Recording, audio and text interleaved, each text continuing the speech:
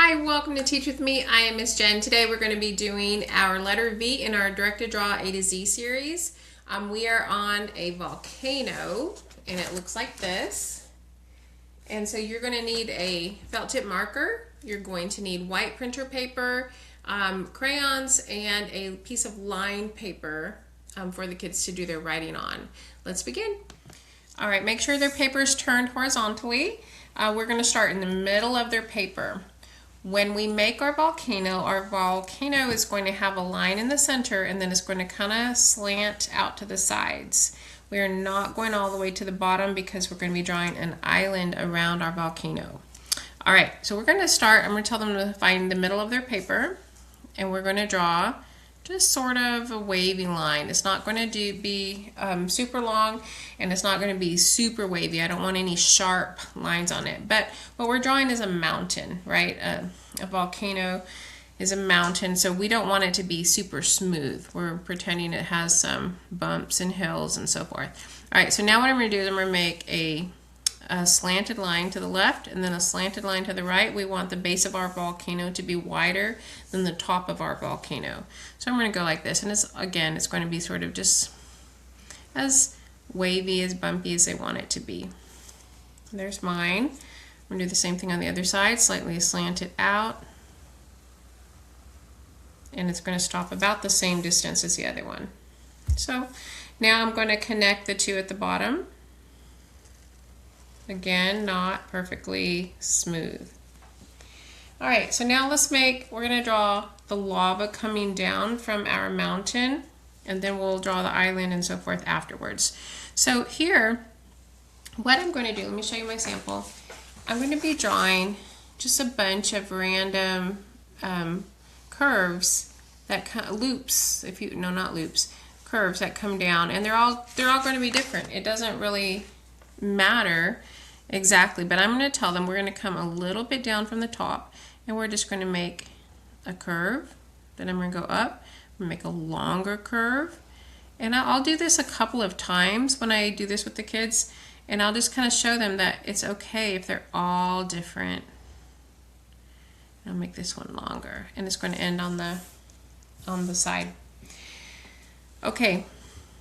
Now what I'm going to do is I'm going to draw the exploding lava coming out of the top. And it's the same idea. I'm going to start by coming over here where it's not even touching, and I'm going to make some ovals. These ovals are just drops of lava that are exploding out of the volcano. I'm going to have a bunch obviously touching. These are just ovals that are just touching the volcano. Some that are exploding out that are longer. Again, just like this part, they're all going to look different. I'm going to have the left side of the volcano having lava going this way, and then the right side of the volcano having lava going this way. So again, let me start with drawing the ones that are exploding out. And then they're all, like I said, they're all going to be different. And I'm going to do the same thing here. Just like ovals. Or whatever that is.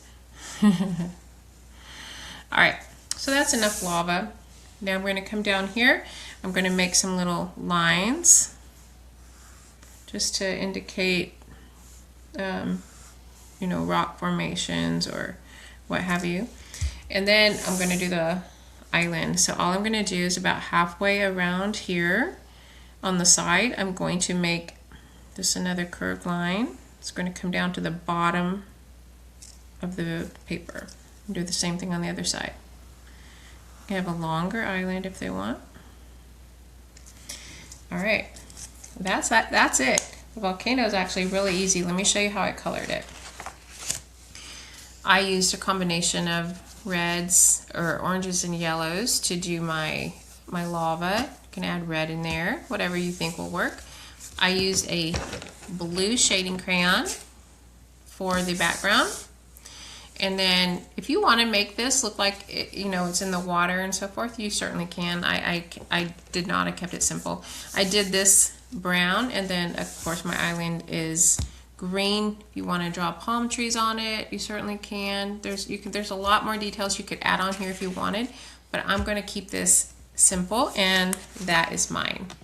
Now, I've been including a writing with every directed draw. You don't have to, but that's just how I prefer to do it, because anytime I can tie writing to something, I'm going to. All right, so what I want to show you is I used to put this on, I would put this on the whiteboard behind my small group.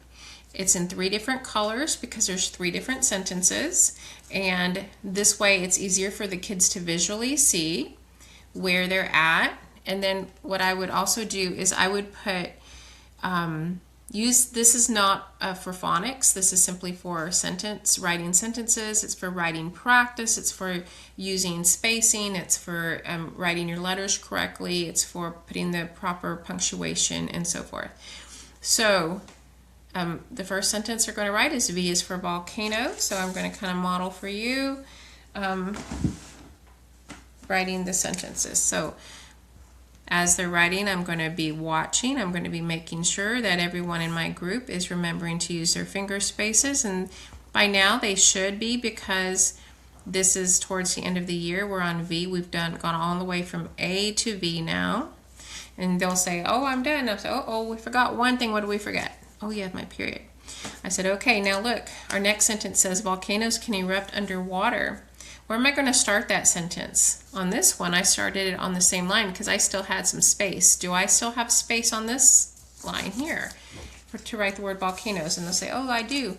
So that's what I'm going to do. I'm going to write volcanoes here. I'm going to say, does that start with an uppercase or lowercase? And of course, they can look at it, but they should know that it's an uppercase because it is the beginning of a new sentence.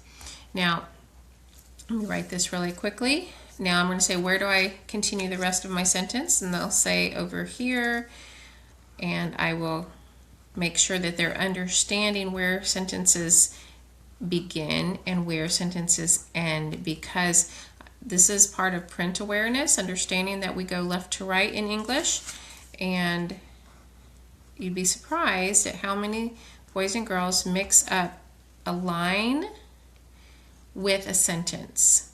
So does that make sense? So some kids might count this as 4 sentences because it's on 4 lines, not realizing that this is the same sentence. All right, so volcanoes can erupt underwater. And then I'm going to say, okay, we've got one more sentence. Good job, you finished the black sentence. Which one are we on now? Oh, we're on the red one, and that's a question. It says, did you know Mars has a large volcano? So that's our next sentence. Where am I going to start that sentence? Oh, I forgot something. What did I forget? Oh, yes, I forgot my period. So where am I going to start that sentence? And then I'll say right here. So anytime you can get in writing practice, you'd be surprised how many boys and girls come to school with 0 knowledge of how to hold a pencil, what a letter is, anything. There's just been no exposure, and so this is incredibly important. And then beyond that, the kids that do come to school already writing and able to hold a pencil, they've been practicing, they have that experience at home, well then those boys and girls, this is good for them because it is teaching them how to write, and it's the beginning of paragraph writing. I mean, because this is in essence a paragraph, and even though it's not a kindergarten standard to write a paragraph, it is a kindergarten standard to write a sentence.